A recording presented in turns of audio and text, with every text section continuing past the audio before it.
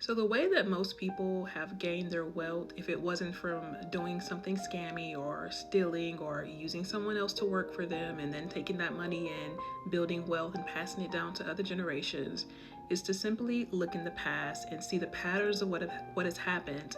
Just like 2020 when we had that big crash, Bitcoin went down to 3,000, and the ones who were wise, who were not living in fear, who were not like, oh my gosh, it's 3,000, it's probably going to go to zero next, I'm not buying that.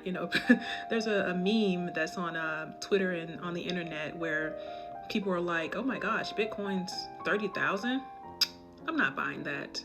And then it goes down to 5,000, they're like, I'm not buying that, it's 5,000, it's going to zero.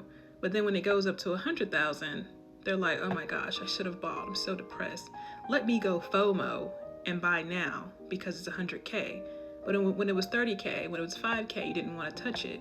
But when it goes up, you're calling your family and your friends and you're like, oh, you did tell me about Bitcoin 6 months ago, I should have bought then. Most people, the normies, they are sheep, they only follow what's trendy. So when there's nothing trending about anything, they don't want to touch it. But as soon as everyone begins to talk about it, they want to jump on that bandwagon. So that's something you have to realize. So right now, we can all see where the economy is heading. I'm not saying that it's going to crash, stocks are going to go down, crypto is going to go down. I'm not saying that. But based on everything that we're seeing, we're due for one at some point. So the best thing that anybody could do right now is to have cash on the side. Even if you're trying to buy a house, even if you're trying to purchase a car, right now may not be the best time to purchase a car or a house because of interest rates and because prices are inflated. But the time will come where it will be time. And most people, they won't have cash on the side. Maybe they panicked and bought a house or a car when prices were high. Maybe they panicked and bought stocks or crypto when prices were high. But then when everything goes down, guess what? People are out of money and no one's going to be purchasing. They're going to probably most likely panic and make the prices drop even lower.